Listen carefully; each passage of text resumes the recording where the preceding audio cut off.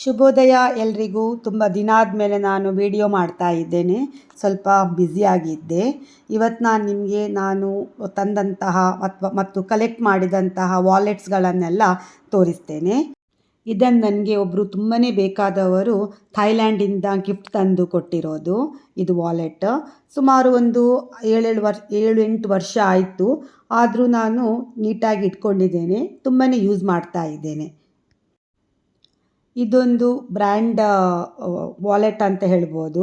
ಈ ಸೇಫ್ಟಿ ಪಿನ್ನನ್ನು ನಾನು ಇದರಲ್ಲಿ ಎಮರ್ಜೆನ್ಸಿಗೋಸ್ಕರ ಇಟ್ಕೊಂಡಿದ್ದೇನೆ. ಇದರಲ್ಲೊಂದು ಪೆನ್ ಕೂಡ ಇಡಲಿಕ್ಕೊಂದು ಸ್ಥಳ ಇದೆ. ಆ ಪೆನ್ನನ್ನು ನಾನು ಉಪಯೋಗಿಸ್ತಾ ಇದ್ದೇನೆ ಈಗಲೂ. ನಾನು ಹೆಚ್ಚಾಗಿ ಉಪಯೋಗಿಸುವ ಎಲ್ಲ ಪರ್ಸ್ಗಳಲ್ಲಿ, ವಾಲೆಟ್ಗಳಲ್ಲಿ, ಬ್ಯಾಕ್ ಪ್ಯಾಕ್ಗಳೆಲ್ಲ ದೇವರ ಪ್ರಸಾದವನ್ನು ಇಟ್ಕೊಂಡಿರ್ತೇನೆ. ಇದರಲ್ಲಿ ಸಹ ಇಟ್ಕೊಂಡಿದ್ದೇನೆ. ಇದು ಕೂಡ ಒಂದು ಬ್ರ್ಯಾಂಡೇ ವಾಲೆಟ್. ಬಟ್ ಇದನ್ನು ನಾನು ತುಂಬ ಕಡಿಮೆಯಾಗಿ ಯೂಸ್ ಮಾಡೋದು.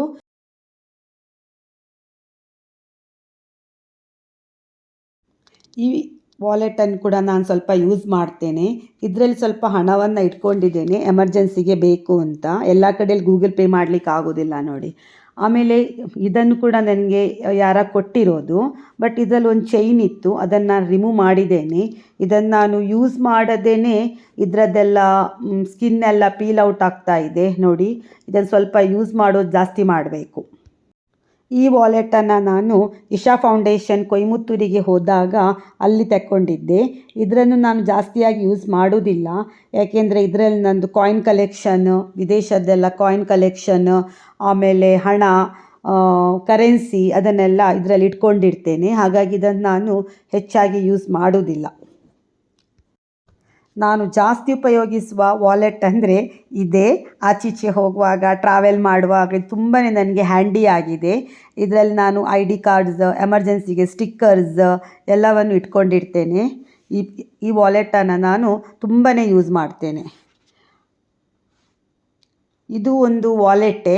ಬಟ್ ಇದನ್ನು ನಾನು ತುಂಬ ಟ್ರಾವೆಲ್ ಮಾಡುವಾಗ ಯೂಸ್ ಮಾಡ್ಕೊಳ್ತೇನೆ. ಪಾಸ್ಪೋರ್ಟ್, ನಿಮ್ಮ ಡಾಕ್ಯುಮೆಂಟ್, ಟ್ರೈನ್ ಟಿಕೆಟ್ ಏನಾದರೂ ಇಟ್ಟರೆ ಇದನ್ನು ಇದರಲ್ಲಿ ಇಟ್ಕೊಂಡು ಟ್ರಾವೆಲ್ ಮಾಡ್ತೇನೆ. ಇದೊಂದು ಸಣ್ಣ ಕಾರ್ಡ್ ಹೋಲ್ಡರ್ ಮತ್ತು ಕಾಯಿನ್ ಪರ್ಸ್ ಅಂತ ಕೂಡ ಹೇಳ್ಬೋದು. ಇದು ನನಗೆ ಯಾರೋ ಗಿಫ್ಟ್ ಕೊಟ್ಟಿರೋದು. ಇದೊಂದು ವಾಲೆಟ್. ಇದು ಕೂಡ ನನಗೆ ಗಿಫ್ಟ್ ಕೊಟ್ಟಿರೋದು. Men's wallet. ಆದರೂ ನಾನು ಇದನ್ನು ಯೂಸ್ ಮಾಡ್ತೇನೆ. ಈ ವಾಲೆಟನ್ನು ನಾನು ಮೊದಲ ಬಾರಿಗೆ ಆಸ್ಟ್ರೇಲಿಯಾಕ್ಕೆ ಹೋದಾಗ ಅಲ್ಲಿಂದ ಇಟ್ಕೊಂಡು ಬಂದೆ. Brand wallet. ಇದನ್ನು ಕೂಡ ನಾನು ತುಂಬಾ ಉಪಯೋಗಿಸ್ತಾ ಇದ್ದೇನೆ. ಈಗೀಗ ನನ್ನ ಮೊಬೈಲ್ ಅದರಲ್ಲಿ ಹಿಡಿಯುವುದಿಲ್ಲ. ನನ್ನ ಮೊಬೈಲ್ ಚೇಂಜ್ ಮಾಡಿದೆ. ಹಾಗಾಗಿ ಇದನ್ನು ಯೂಸ್ ಮಾಡೋದು ಸ್ವಲ್ಪ ಕಡಿಮೆಯಾಗಿದೆ. ಈ ಪೋಟ್ಲಿ ಬ್ಯಾಗ್ ಇದನ್ನು ನನ್ನ ತಂಗಿ ಸಿಂಗಾಪುರಿಗೆ ಹೋದಾಗ ಅವಳು ಇಟ್ಕೊಂಡು ಬಂದಿದ್ಲು. ಈಗ ನಾನು ಇದರಲ್ಲಿ ಸ್ವಲ್ಪ ಕೀ ಎಲ್ಲ ಹಾಕಿ ಇಟ್ಟಿರ್ತೇನೆ. ಇದು ವಾಲೆಟ್ ತುಂಬಾ ಹಾಳಾಗಿತ್ತು. ಇದನ್ನು ನಾನು DIY ಮಾಡಿ ನೀಟಾಗಿ ಮತ್ತೆ ಮಾಡಿದ್ದೇನೆ. ಎಷ್ಟು ನೀಟಾಗಿ ಬಂದಿದೆ ಅಂತ ಗೊತ್ತಿಲ್ಲ. ಬಟ್ ನನಗೆ ಸ್ಯಾಟಿಸ್ಫ್ಯಾಕ್ಷನ್ ಇದೆ ಇದನ್ನು ನಾನು DIY ಮಾಡಿರೋದು.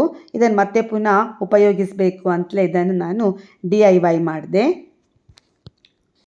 ನಾನು ಹೆಚ್ಚಾಗಿ ಬ್ರ್ಯಾಂಡ್ ಬ್ಯಾಗನ್ನು ವಿದೇಶದಲ್ಲೇ ಪರ್ಚೇಸ್ ಮಾಡೋದು. ಸ್ವಲ್ಪ ಕಡಿಮೆ ಬೆಲೆಯಲ್ಲಿ ಸಿಗ್ತದೆ ಅಂತ ಹೇಳಿ ಇದನ್ನು ನಾನು ಹಾಂಗ್ಕಾಂಗಿದ್ದು ಏರ್ಪೋರ್ಟಲ್ಲಿ ಪರ್ಚೇಸ್ ಮಾಡಿರೋದು. ಇದು ಕೂಡ ಒಂದು ಅಪರೂಪಕ್ಕೆ ನಾನು ಇದನ್ನು ಯೂಸ್ ಮಾಡ್ತೇನೆ. ಇದನ್ನು ನಾನು ಗುಜರಾತಿಂದ ತಂದಿರೋದು. ಇದು ನನಗೆ ಯಾರ ಗಿಫ್ಟ್ ಕೊಟ್ಟಿರುವಂಥದ್ದು. ಮತ್ತು ಇದನ್ನು ನನಗೆ ಮಲೇಷಿಯನ್ ಏರ್ಲೈನ್ಸಲ್ಲಿ ಕೊಟ್ಟಿರೋದು. ವಿಮಾನದಲ್ಲಿ ಪ್ರಯಾಣ ಮಾಡಿದಾಗ ಕೊಟ್ಟಿರೋದು ಇದು. ಆಮೇಲೆ ಇದನ್ನು ಒರಿಫ್ಲೇಮಲ್ಲಿ ನಾನು ಪರ್ಚೇಸ್ ಮಾಡಿ ಮೇಕಪ್ ಐಟಮ್ಸ್ ಎಲ್ಲ ಹಾಕಿಡಲಿಕ್ಕೆ ಯೂಸ್ ಆಗ್ತದೆ ಅಂತ. ಇದು ಕೂಡ ಒರಿಫ್ಲೇಮಲ್ಲಿ ನನಗೆ ಗಿಫ್ಟ್ ಸಿಕ್ಕಿರೋದು. ಅದು ಸ್ವಲ್ಪ ಸ್ವಲ್ಪ ಹೋಗಿದೆ. ಇದನ್ನು ನನ್ನ ಒಂದು ಜ್ಯುವೆಲರಿ ಬಾಕ್ಸ್ ಆಗಿ ಇದನ್ನು ಯೂಸ್ ಮಾಡ್ತಾ ಇದ್ದೇನೆ. ಇದು ನನಗೆ 2ನೇ ಬಾರಿಗೆ ಆಸ್ಟ್ರೇಲಿಯಾಕ್ಕೆ ಹೋದಾಗ ಅಲ್ಲಿ ಒಬ್ಬರು ಇದನ್ನು ಗಿಫ್ಟ್ ಕೊಟ್ಟಿದ್ರು. ಇದು ನಂದು ವಾಲೆಟ್ ಕಲೆಕ್ಷನ್ ವಿಡಿಯೋ ಭಾಗ 1.